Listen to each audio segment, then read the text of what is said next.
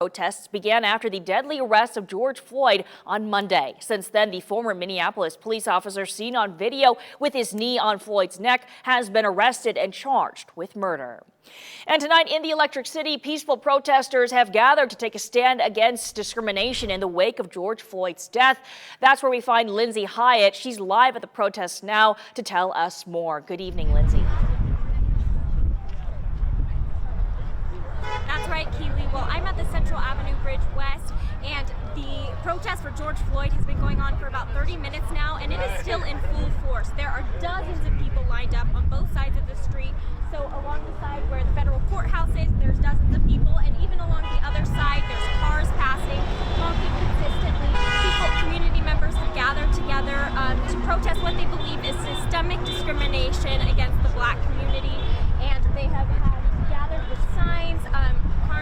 Cars are honking as they pass along by, and later tonight I will be talking with members about how they can continue protesting peacefully and about what the difference between peaceful protesting is and non-peaceful protesting, so you know the difference and how to do so safely. So we'll have that later tonight coming out at 10. Back to you in the studio, Keely.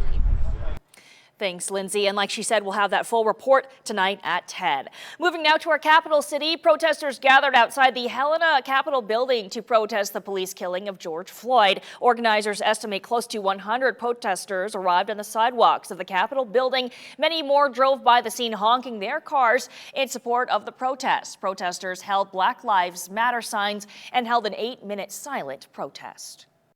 And this protest is symbolic. It's not enough. It's really sending a message to my African American friends in St. Louis, to people across the country, that everywhere, that people in Helena, Montana also believe that Black Lives Matter. It's not the answer to the problem, but it's important to stand in solidarity.